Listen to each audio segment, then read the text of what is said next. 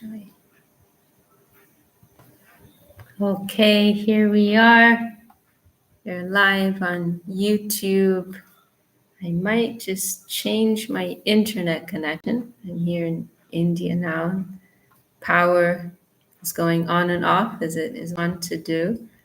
Let's see here. I'm gonna switch over. Okay.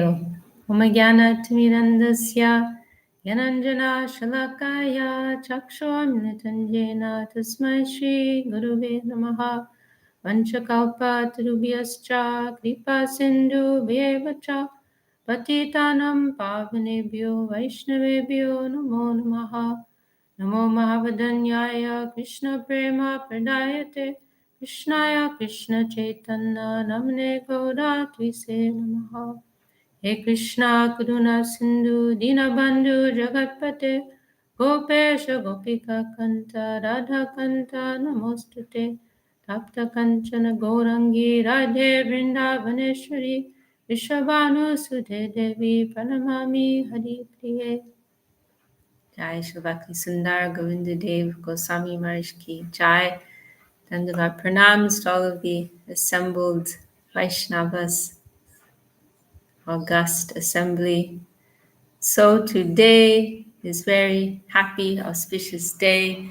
This is one of those days that is celebrated all over the world, right? Some of our festival days are of a more specific nature, right? We are in a very exclusive Sampradaya lineage, right?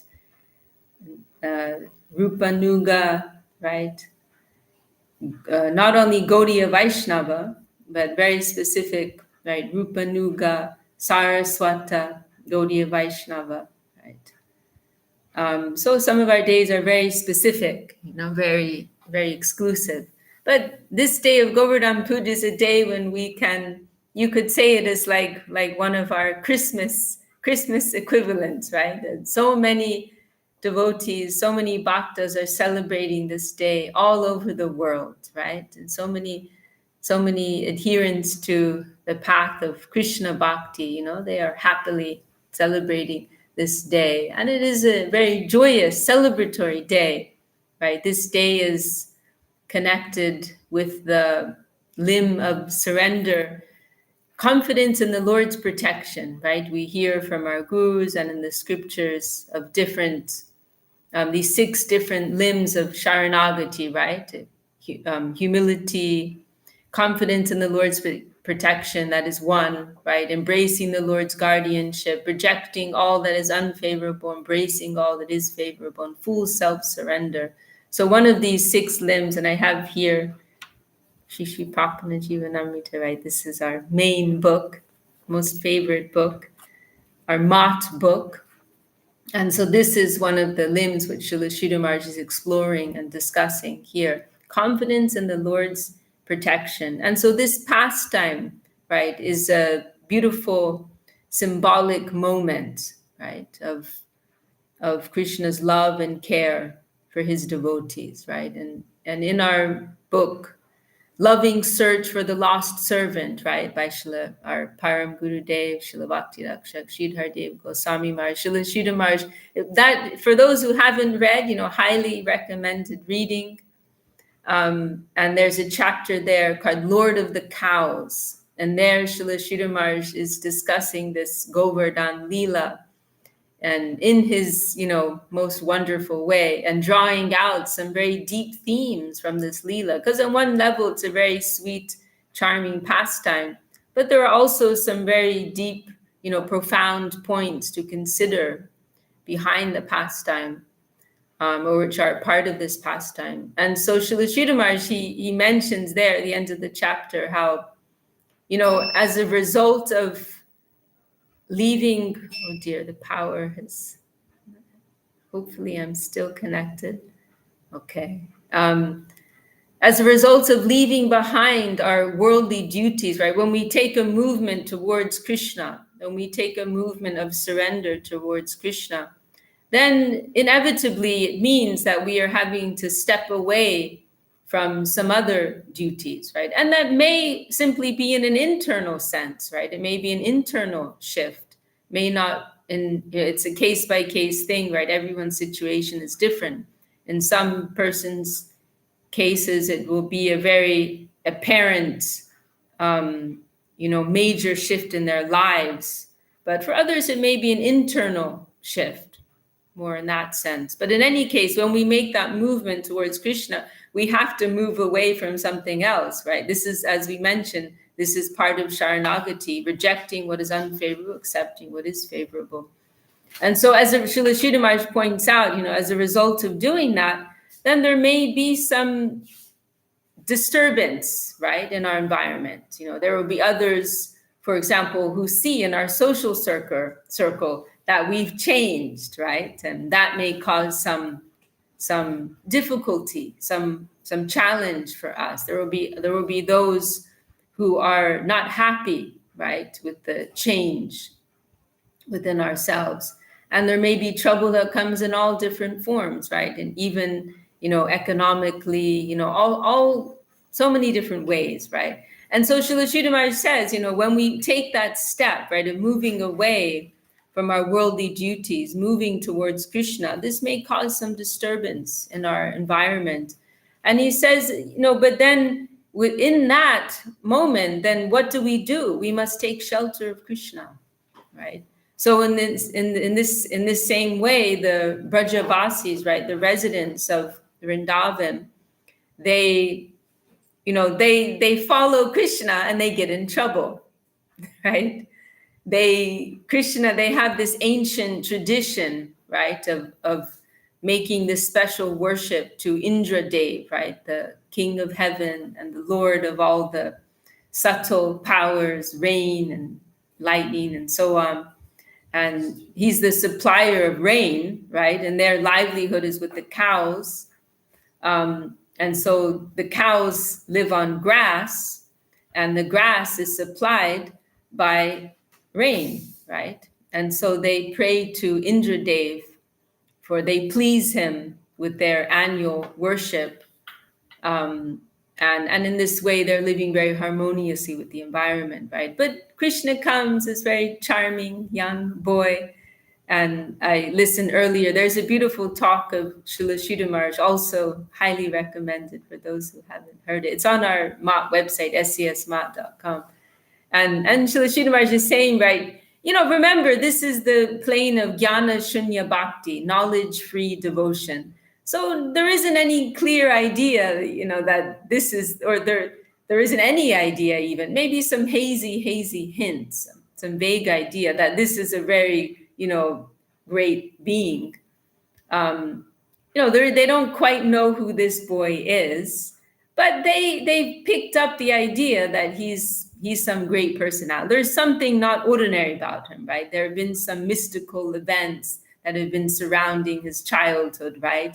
He's already killed many powerful demons that King Kamsa can send to kill him, and so on.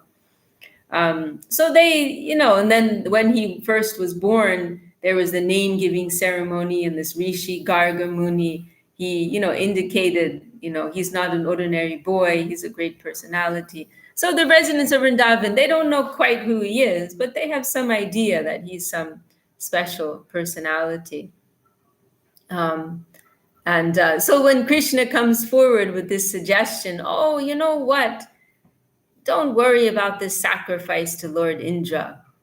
Just our concern is with this Govardhana hill, right? Our concern is with Govardhana hill. Everything that we need is coming from Govardhana, right? Govardhana is supplying the grasses and waters and so on, giving shade, shelter, nourishment, and protection in so many ways.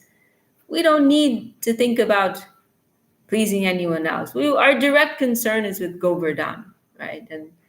And so he manages to convince the Brajabasis. He's very charming, attractive. As we said, right? They know there's some background, some mystical aspect they're not quite clear on, right? So they follow Krishna's advice, right? And what do they get as a result? They get trouble, right?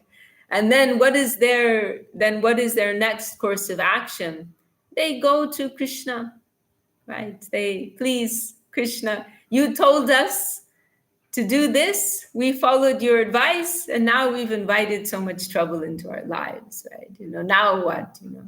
So they get into trouble, but they go to Krishna for shelter, right? So this is a beautiful example for ourselves and our lives of devotion, practicing devotion, right? As a result of moving towards Krishna and our spiritual aspect, then we will, not may, but we will have to face different challenges. But what is our result? Do we give it up? Oh, forget all of this. Oh, Krishna's a troublemaker. No, we take shelter of Krishna, right? And ultimately we understand all these things are coming to test our faith, strengthen our faith and our love, and so on, improve our spiritual character in so many different ways.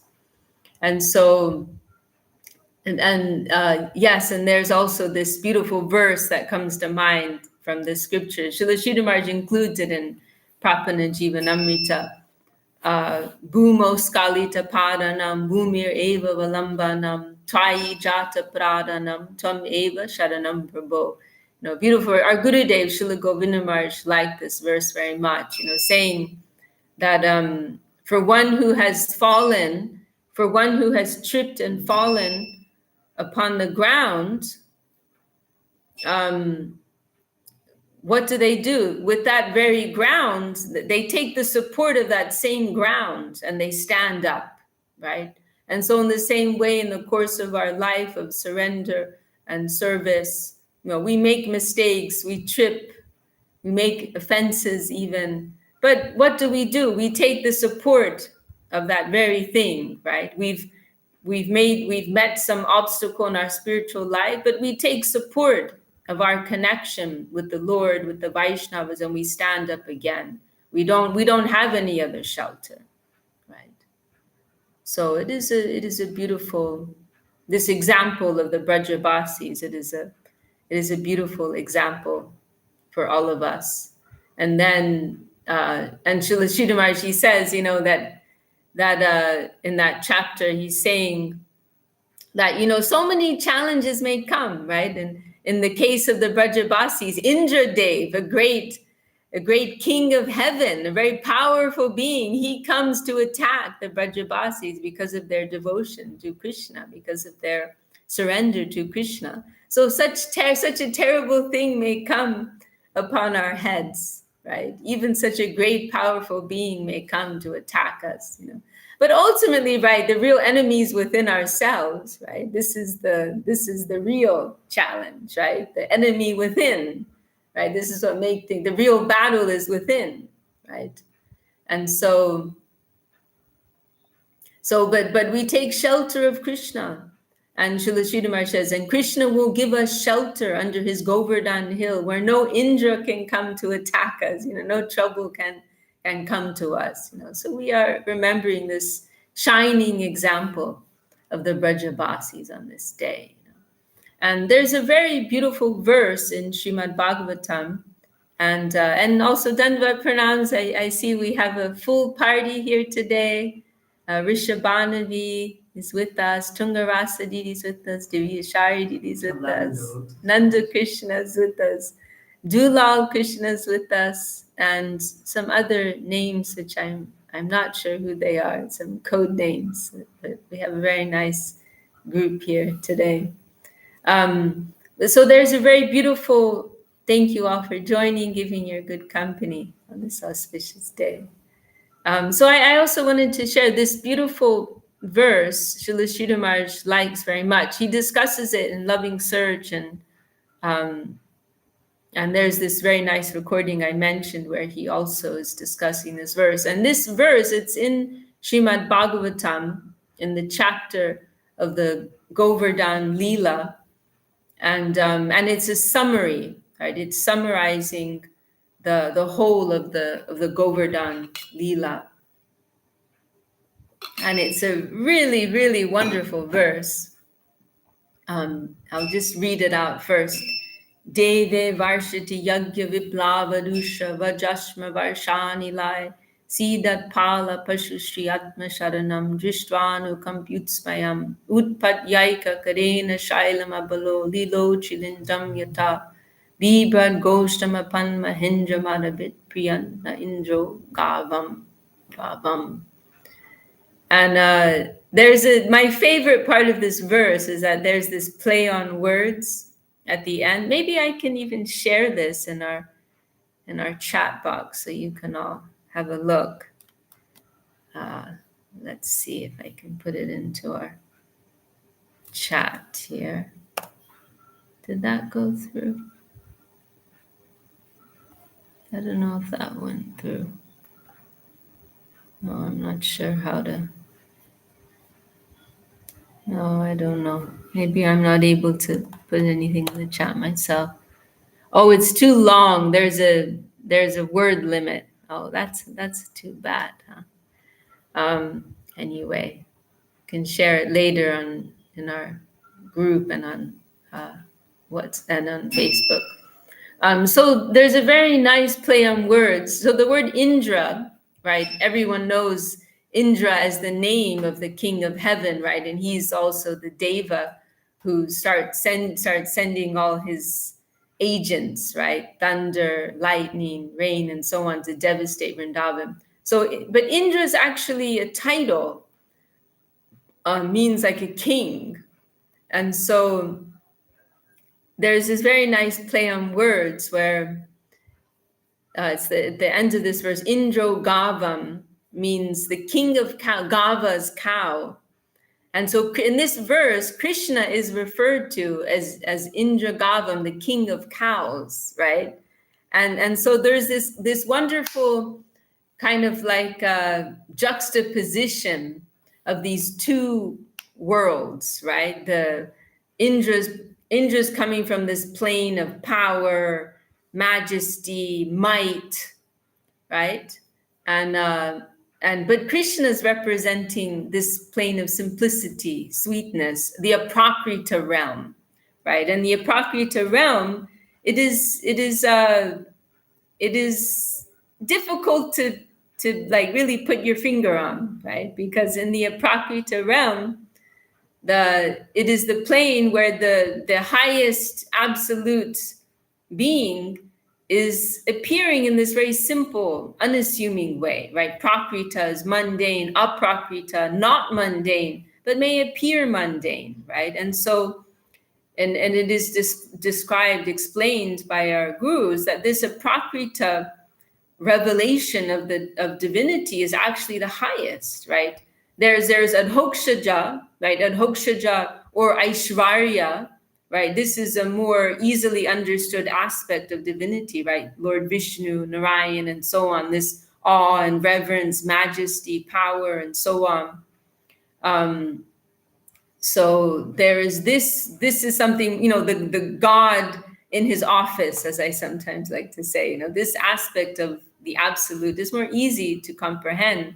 But even higher than that is the aprakrita revelation, the aprakrita manifestation of the absolute, which is more hidden, more unassuming, more simple, right? And so many of you are familiar with this expression of Srila Sridhar Maharaj, beauty over power. This is a key theme of Srila Sridhar Maharaj, beauty over power. And this is also one of the key themes of this Govardhana Leela, right? And there's this wonderful juxtaposition of these two worlds, the world of power and might, which is represented by Lord Indra. And then Krishna is representing this world of simplicity, sweetness, the acme of the whole Vrindavan conception and atmosphere of Vrindavan. And so it's a very wonderful and curious thing, right? And so this is all being highlighted in a wonderful way in this verse in Bhagavatam, that this king of the cows, he has conquered this great, powerful Maha Indra, this great king of heaven, this Mahindra, this Indra, the Deva Indra, he's referred to here as Mahendra, Maha, great, Indra, king, Lord.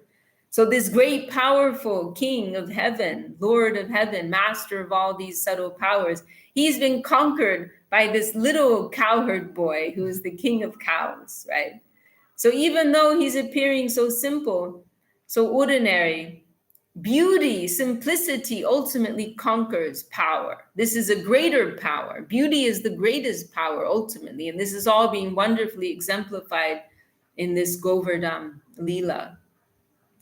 So we can look at this verse. Deve Varshiti Yagya Viplava Rusha Vajashma Varshani Lai. So this Deva Indra, right, this god Indra, he becomes angry, Rusha, because his yagya, right, his annual sacrifice that normally the residents of Vrindavan are so dedicated to doing, right, making this offering to him every year, this has been disturbed because of this young naughty boy, Krishna, interfering with things.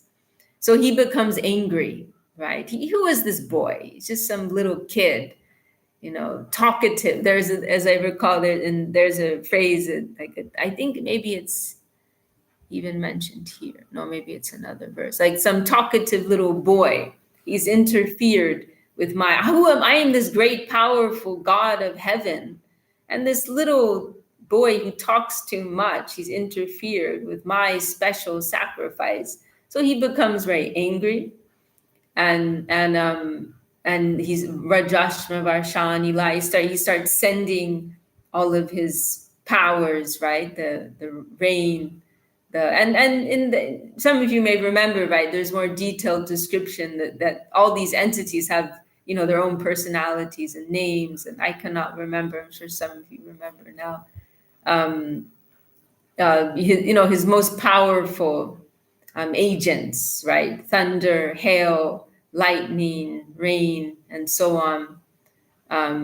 He's called all of them, and he orders them to go and devastate Vrindavan, right? Like show them who's boss, let them know who they're messing with, let them know they made a mistake, right? This is his agenda. And Gurudev, he also, when he tells this pastime, Gurudev points out, actually, one element here is that in the background of this Leela is that Krishna loves Indra, right? Krishna has affection for Indra, and he sees Indra's getting a little too big for his boots. He's getting a little puffed up. And he wants to cut him down a notch, help him understand what is actually his position, right? And so Krishna is affectionately humbling Indra, to bring him, on level, right? So that's another point here. And similarly, right, there's the Brahma Vimohan Leela, right? When Lord Brahma also, he develops some overestimation of his own position, and Krishna is mercifully correcting him, right? So that's another, there's so many layers to these pastimes. We're just getting some little hints, little touches here and there. So Indra, we're just looking here at this verse. So Indra sends all of his agents to devastate Vrindavan. Then Sida Pala Pashu Shriyatma Sharanam. Then all the residents of Vrindavan, mentions the cowherd men, the women, the animals, the cows. They're suffering, right? This cold, rain, harsh hail, and so on. So see that they're suffering as a result of this. And what is their response, right? They could take different approaches to the situation, right? They could curse Krishna out, right? This naughty boy, he's led us down this path, and now he's gotten us into trouble, right? Okay, Bimal Krishna Prabhu is the code name I'm seeing. Wonderful that you're with us, Bimal Prabhu. So they could take different approaches, right? Oh, Krishna, you gave us this terrible advice, and now look what happened. Forget you, Krishna. We're going to work things out ourselves, right? And again, right? Remember, this Leela, of course, this Leela stands on its own, and it's a part of Krishna's eternal play with his associates. But it's we can also take some lessons from it, right, in our own lives of devotion. So when we face different troubles in our lives of devotional practice, what response can we take? Oh, Krishna, forget you, man. Oh, Gurudev, I recently heard, someone was complaining, like, oh, I gave my whole life in service, and now what have I got? What did I get out of it? And it's a little sad to hear that, right? We are approaching a subtle world, right? The gain is not the gain of this world, and that's the fundamental thing that we need to appreciate when we begin this, right? The result does not live in this world of gross matter, right? And if one is feeling like that, then that means something was wrong in their practice, right?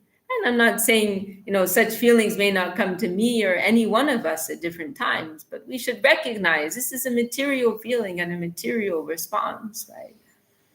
So this example of the Brajabasis is very beautiful, right? They could go and complain to Krishna or cut Krishna off, but they know Krishna is their only shelter, right? And even if he gets them in trouble, he's still their only shelter.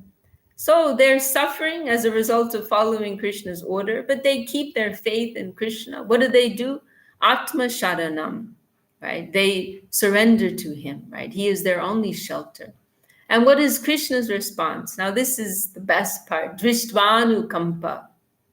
Drishtvanukampa. This is you hear this expression in many of the Vaishnava prayers, or maybe slightly different words, but same meaning.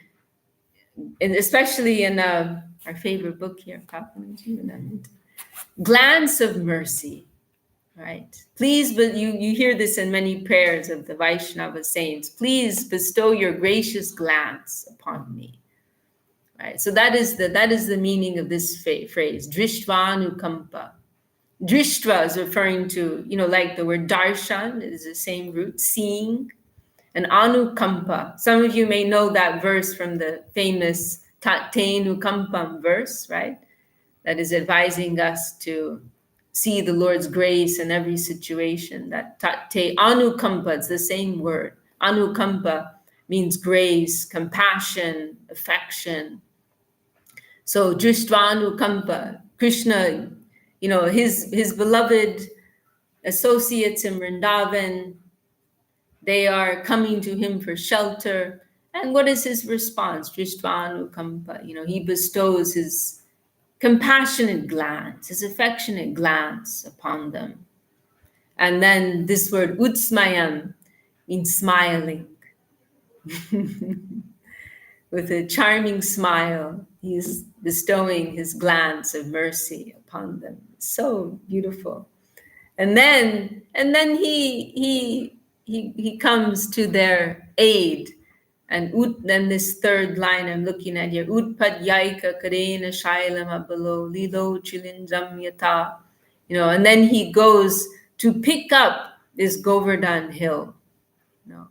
And it says, and this translation is a little different from the way that Srila Sridhar Maharaj explains it. Here it says like a child's abala, like a small child will come and pick up a mushroom, it says here, in play.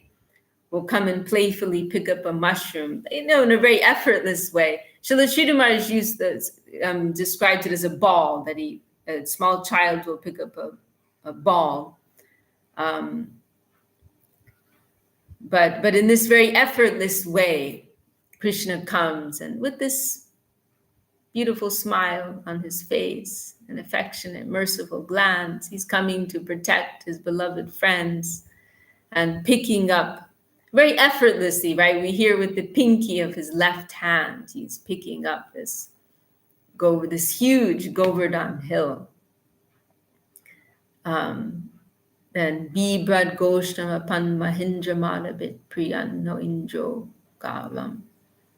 And so in this way, he protected his, his community, cowherd Goshtam, the community of cow herds, cow men and women. And also simultaneously, as we said, right, there's so many layers to these pastimes, and simultaneously, he's defeating the mada, the false pride, the arrogance of Indra out of affection, right? So Mahindra Mada Bit, right? He becomes the destroyer of the false pride of this great Mahendra, this great king of heaven. So then Priyan na Indro Gavam. May he be satisfied by us. May that king of the cows be satisfied with us. Who cares for this great king of heaven? He is no one in front of this beautiful, charming king of the cows. We are aspiring for his grace upon us, his affection, his care upon us. So I'll read this translation here. Indra became angry when his sacrifice was disrupted, and thus he caused rain and hail to fall on Gokul, accompanied by lightning and powerful winds, all of which brought great suffering to the cowherds, animals, and women there. When Lord Krishna, who is by nature always compassionate, saw the condition of those who had only him as their shelter, he smiled broadly and lifted Govardhan Hill with one hand, just as a small child picks up a mushroom to play with it. Holding up the hill, he protected the cowherd community. May he, Govinda, the lord of the cows and the destroyer of Indra's false pride, be pleased with us. So beautiful. I'm just looking here now in this chapter, Lord of the Cows and Loving Search for the Lost Servant. And, we can also mention this Govardhan, it is really like an emblem, I feel, of the whole, Aprakrita Leela of Krishna, right? And, that as we're saying, right, that this supreme, great, absolute being, cause of all causes, Shri Bhagavan, Shri Krishna, he's appearing in this very simple, charming way, but actually he has all power at his disposal, right? And then the simplicity, the faith, the simple faith of the Brajabasis taking full shelter of him. These are all like really key themes in our life of Sharanagati, in terms of the ideals of this Sampradaya also, right? This plane of Jnana Shunya Bhakti, knowledge-free devotion. And so it's very interesting that, you'll see at our Mula Mat, right, our mother Mat, Sri Navadip Dham, our Gurudev, he actually had this pastime engraved, right? For those of you, I think most of you have been to our Navadip Mat, or many of you have. And when you've come into that used to be the front entrance, actually. Now it ended up, for practical reasons, it ended up becoming more of a side entrance and would be opened like once a year during Gaur Purnima. But originally that was the entrance to the Mat, to our temple. And what was the side entrance became the main entrance now. But anyhow, so when you first would enter, right, the deities, Shri Shri Guru Gauranga, Gandharva Govinda, Sundarju, they're directly ahead of you. And before that, there's the Nat Mandir, the temple, the hall where the devotees will stand and dance and sing and so on. Nat Mandir literally means dancing temple, temple for dancing. But when you very first come in, on the outside of that Nat Mandir is that beautiful engraving diorama of the Govardhan Leela, right? And actually it's very charming because the birds in Navadip, they, there's this engraving in the wall of the Govardhan hill, and then Krishna lifting the hill, and all the cowherd men and women, huddling underneath. But it's a very charming thing, in the, there are so many birds flying around our Navadip Mat, and so, there would usually be lots of birds that would come and put their nests, around that hill, and in like the boulders, right? In the construction surrounding. So the diorama, yeah. So it became, like very integrated, like it came to life, in this very charming way.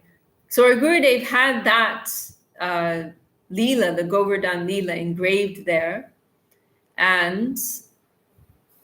And then underneath, which is, and of course, I mean, there's so many important themes that are surrounding this, because Govardhan, the place of Govardhan, is also the place of our highest aspiration, right? It is the place that has been identified by Rupa Goswami, right, as the just before Radha Kund. It is the highest place. And Srila Bhaktisiddhanta Saraswati Thakur identified Govardhan specifically as the place where we want to pray for entrance, right? We will not rush to Radha Kund, the highest place, but one step below. And so our Navadip Mat, Srila Sridhar Maharaj established his place of heart service, bhajan, in Navadvip. And that is the particular location in Navadvip is, because Navadvip is 9 islands, is the island of Koladvip. And in that particular area of Koladvip, it is said to be non-different from Govardhan, right? Because Navadvip is non-different from Vrindavan. So every area of Vrindavan has its corresponding place in Navadvip. And so the specific area of Govardhan has its corresponding part on the island of Koladvip, where Srila Sridhar Maharaj established his Mat. And so, in other words, where our Mat is, that area is known as Gupta Govardhan, or hidden Govardhan. And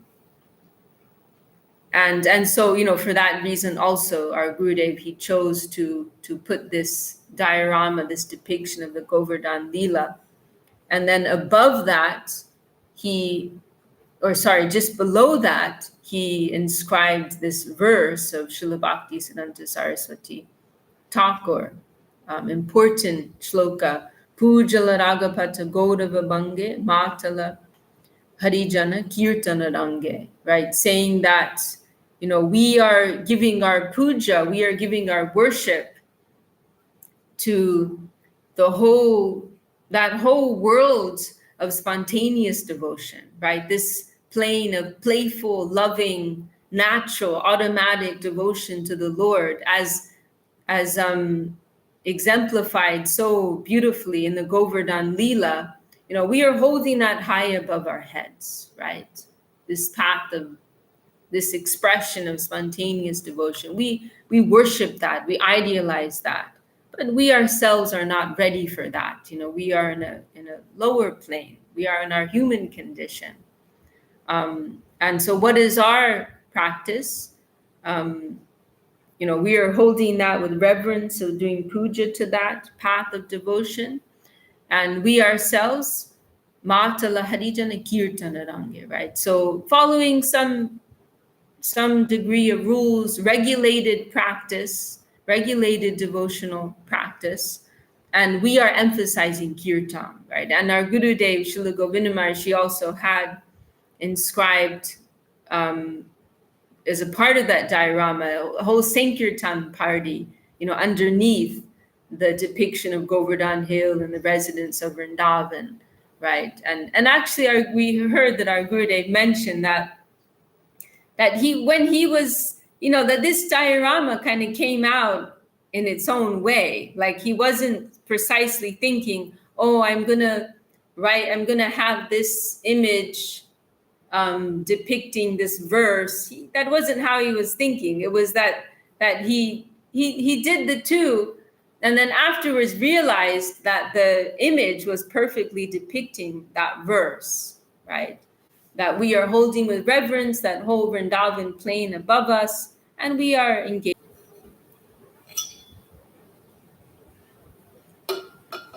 Okay, I think we're live again. Okay, sorry about that. Internet problems here. So this is something very wonderful about Govardhan, right? That simultaneously it is the highest place, but it is also the place of the greatest mercy, right? As we mentioned in Upadeshamrita, Srila Rupa Goswami identifies Govardhan as the place just before Radha Kund. Radha Kund is identified as the highest place, and just before that is Govardhan, right? So it is such a high exalted place.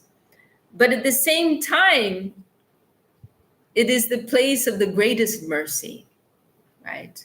I'm not sure if that came through, but we read this beautiful phrase of Srila Sridharmaraj. I don't know if the internet was already down then. I'll read it again. Within Govardhan is that mild and soft conception of God the beautiful. We beg for his mercy, his affection, and his gracious glance upon us. So this mood of Krishna in Govardhan is very merciful, very loving, very magnanimous, very generous, very accommodating. And so it is a wonderful shelter for us, right? And we've heard from Srila Govinda Maharaj and our gurus that the worship of Govardhan, right, is very simple, actually. Generally in deity worship, there are many rules, regulations that are surrounding the care of those deities, but Govardhan is an exception, right? And most of you are familiar, right, with the Shalagram Shila. This is a stone that is representing Lord Narayan, Lord Vishnu. That stone comes from the Gandaki River, right, in the Himalayas. And then there's so many very strict rules and regulations surrounding the care of these Shalagram Shilas. Very strict. Our Gurudev mentioned himself, I don't feel qualified to worship Shalagram Shila. But with Govardhan Shila, these stones coming from the Govardhan Hill is completely the opposite. Very, very generous worship, very free worship. And our Gurudev and Param Guru Maharaj, they've emphasized, how Mahaprabhu himself personally gave Govardhan Shila to Raghunath Das Goswami and told him simply some water and tulasi leaves, right? That is all. That is all. That is sufficient, right? Water and tulasi leaves. Most simple, most generous, free type of worship. And today, I listened to that talk of Srila Sridhar Maharaj, and he expressed in a very, very beautiful, charming way that he said, this is that when Mahaprabhu gave this to Raghunath, right? And he said, that told him just with water and tulasi, and he said, Srila Sridhar Maharaj said, this is the medium for the offering of the internal feeling to the center of love and beauty.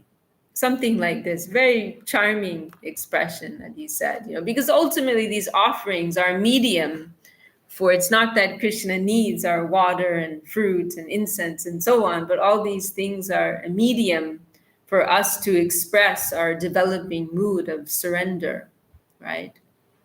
And so when it comes to Govardhan, it is so, Lord is so kind, so generous, so merciful.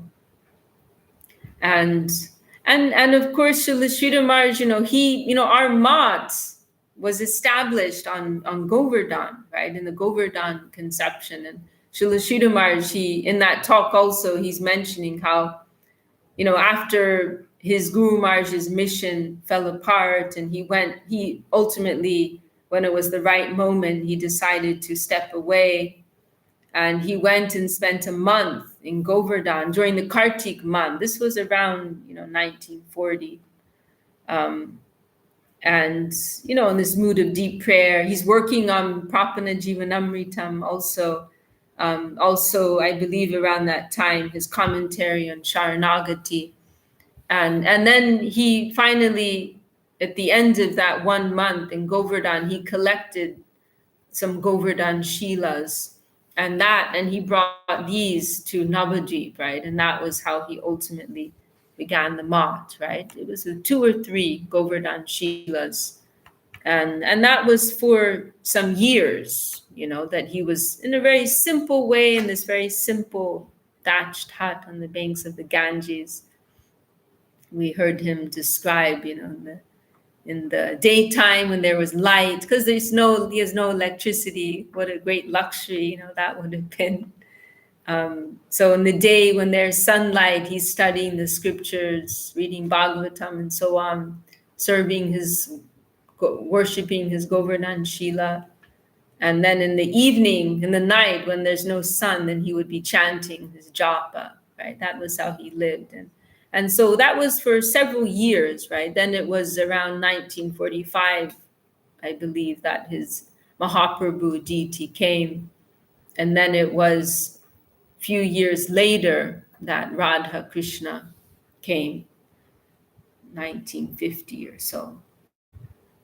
So everything began with Govardhan, Govardhan Shila, and it's quite an extraordinary thing to think, isn't it? Such a high manifestation of the absolute, but also so merciful, so generous, so approachable, right? This is Govardhan. So this is a very celebratory day, right? It is a day of contemplating and praying for the Lord's mercy, his kindness upon us, right? We can think of his affection and love for his devotees. And we may not be great devotees ourselves, but we have connection with great devotees, right? We know the right people, and that's our good fortune. There's a Raghunath Das Goswami. He has these beautiful prayers, Govardhana Vas, Prarthana Dashakam, I believe, these verses praying for residents at Govardhan, right? And in one of those verses, he's saying that, I'm the most fallen, most, worthless person. There's no reason for you to accept me. He's praying to Govardhan, the refrain of every verse, Nija Nikata Nivasam Dehi Govardhana Tvam. Oh, Govardhan, please give me some place close to you. Dehi Govardhana Tvam. Please give me some place close to you. And then, so one of these verses, he's saying, there's no reason for you to accept me. But who is your most beloved? Sri Shachinandan. He has given me to you. Right? And so please, you must accept me. I am no one to you, but who is most dear to you? Mahaprabhu, Gaur Sundar, he has given me to you. So with that connection, I am expecting that you will accept me, right? And so this is our approach, right? That we are no one and we are nowhere, but we have connection with our great guardians, our great gurus. They are giving us some entrance, right? They're giving us some connection. So we are also a part of this mercy boat, right? We also have a reason to celebrate and be hopeful and optimistic on this wonderful occasion. And I also appreciate very much, that example of Raghunath, because it's a very interesting point, right? That Mahaprabhu gave, and it's a very nice illustration of the spiritual approach and vision versus the material vision, right? Because Mahaprabhu, he gives Govardhan Shila to Raghunath, right? And material vision is that, we now possess this, right? This is mine. I'm the owner of this, and I'm taking care of this, and so on. But Raghunath's vision is just the opposite, right? That rather that he has been given to the shelter of Govardhan, right? That he has been given, that Govardhan is giving him shelter, right? Not that he is possessing this deity like that, but Govardhan is giving him shelter. Right? The connection is from above, right? The super subject, right? We are the subject, but there is the super subject, right? This is Raghunath's vision. And he's not only that, but praying to Govardhan for shelter, for grace, right? So this is our approach. And also, another interesting point Srila Sridhar mentions about like the worship of Govardhan Shila, because it may seem a little puzzling to some, right? Why we are worshiping these little stones, right?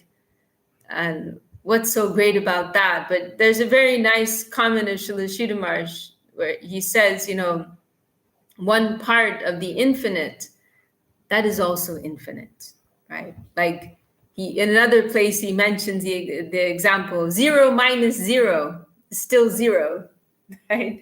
0 plus 0 is still 0, right? So the infinite is something like that, right? So you take one part, it's like that Om Purnamada Purnamidam, that verse from Ishopanishad. The full is always full and complete. That which is Purna, full, complete, perfect, it is always so.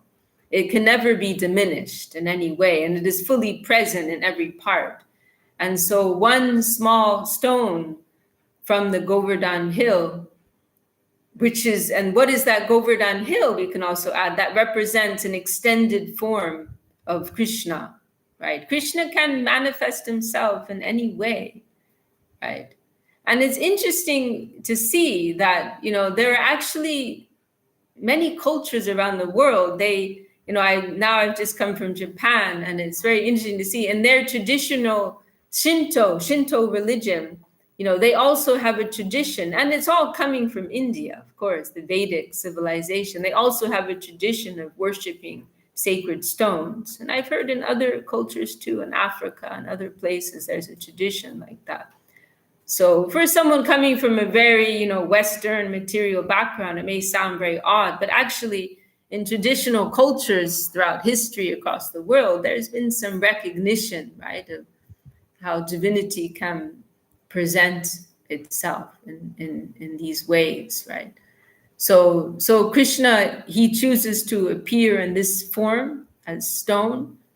And then one part of that, because he is infinite, one part of that is also infinite, right? And so if we have the fortune of, worshiping one of these or having the darshan of one of these stones, that is non-different from the source, from the hill, that mountain as a whole. And lastly, one other point, because this is one point of confusion that can be confusing for some, that Govardhan, he has two identities actually, because we think of him as Krishna, but in some places in the scriptures, he's referred to as a devotee of Krishna also. There's one verse, in particular, there's one verse in Bhagavatam spoken by the Braja Gopis, and they're honoring Govardhan as they're glorifying him as the best of all servitors of Hari, right? Hari Das Avaryo. Govardhan is the best of all of Hari's servants. The Braja Gopis glorify him. And there's some beautiful descriptions, I believe, given by Vishwanath Chakravarti Thakur, the great commentator, Vaishnava commentator on the scriptures, where he describes like all the different manifestations on Govardhan Hill. They're all actually symptoms of ecstasy, right? That Govardhan has this aspect of a devotee and is expressing his ecstasy in different ways, right? And so Vishwanath gives this wonderful analogy that the grass on Govardhan is like his hair standing on end, the lakes are like tears streaming from his eyes, and so on. So Govardhan has this aspect of a devotee, but this is similar to Mahaprabhu, right? Mahaprabhu has these two aspects of Krishna himself and also as a devotee of Krishna. And so it is the same, similar with Govardhan. He has this aspect of a devotee, but he also has this aspect of being non-different from Krishna. And so then this can come up as a point of confusion, right? Then how do we see him? How do we approach him? How do we worship him?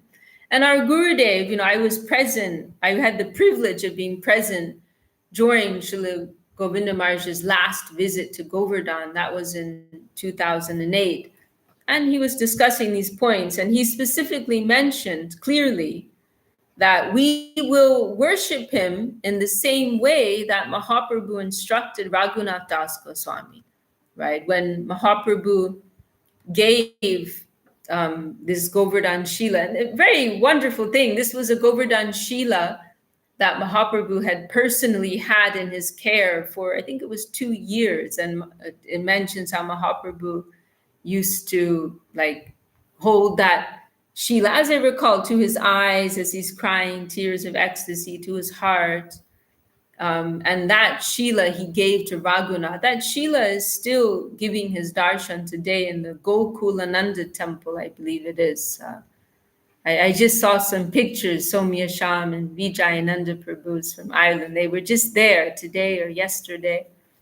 But anyhow, Mahaprabhu gave this Govardhan Shila and also Gunjamala, right? Gunjamala, these small red berries, and they represent Radharani. We don't, nowadays, it was, Srila Gurudev explained, this was the practice of Srila Bhaktisiddhanta Saraswati Thakur. He did not like that we worship the Gunjamala representing Radharani, as I understand, because that is considered too high for us. So nowadays, in the line of Bhaktisiddhanta Saraswati Thakur, we only worship the Govardhan Shila by itself. Because there are some special exceptional cases, like Devashish Prabhu, he personally received Govardhan Shila and Gunjamala from Srila Sridhar Maharaj. So there are some exceptional cases, but otherwise, generally, we don't worship the Gunjamala with Govardhan, only Govardhan. But Mahaprabhu, he did give like this to Raghunath Das Goswami. And at that time, he specifically gave the instruction that, you will worship this Govardhan Shila as Krishna and you will worship this Gunjamala as Radharani. And so our Gurudev at that time in Govardhan, 2008, he explained, clearly, this is, so we will worship the Govardhan Shila in the same way, as Mahaprabhu instructed Raghunath. Yes, we know in the background he has this devotee aspect, but we are worshiping him as non-different from the Lord, right? From Krishna himself. So all of these instructions and teachings have come from our gurus, and here it's actually pouring with rain. I feel very, very blessed to be here in this holy land. How is it going on? And so we're remembering as the thunderstorm is raging, we're remembering Krishna giving protection to the residents of Vrindavan. Okay, we'll close here for today. Thank you, Devi Sharji, for sharing that verse. Om Purnam Vada Purnamidam Purnat Purnam Udachate Purnasya Purnam Adaya Purnam Eva Vashishyate. That verse I've never been able to learn. It's a real tongue twister, isn't it? Very difficult. But as I recall, describing, the full, the perfect is always perfect, is always so. Very, very simplified translation. Thank you for sharing that. My Dandavat pranams to all of the assembled Vaishnavas, sincere seekers. So happy to be gathered with you together on this very happy day. Happy, happy day. Jai Shri Govardhan Pūjā ki Jai. Shri Anukud Mahotsav. Of course, so much more we could have said. We didn't mention, right? But so many offerings, right? When when the Brajabasis made that offering to Krishna, right? We hear at a certain point he kept asking for more. He wasn't satisfied. The Brajabasis are bringing more and more. Finally, people from surrounding villages are coming and making more and more offerings. And so there's a tradition, right, on this day. Anukut. Anukut means like this hill of rice, this mountain of rice. So there's a tradition on this day that this, very grand offering with mountains of rice and so many different preparations. In our in our temples in India, as I recall, the devotees would try to make offering of 108 different preparations, and many village ladies would come from nearby, and this was in Kolkata and Navadvip, at least that I witnessed, and so there would be hundreds, or perhaps it was 108 of these clay pots. They're all bringing their little offerings, for that special day. So Anukut, it is also known as an Anukut Mahotsav, this great grand offerings of food, bhog offerings to Krishna. They are made on this day. So we're also remembering that. Shri Anukut Mahotsav ki Jai. And of course, Madhavendra Puri, he made the second Anukut, right? So many thousands of years later, we hear this pastime in Chaitanya Charitamrita, right? That this deity that was established by Krishna's grandson, Rajranath, or perhaps his great-grandson, that deity went undercover, was hidden for so many centuries, and called Madhavendra Puri to unearth him and reestablish his glorious worship. And at that time, this is just before Mahaprabhu's appearance, Madhavendra Puri, he established the second Anukut festival, and so many hundreds of villagers, they all came with their special offerings. And so and that was on Govardhan Hill, actually.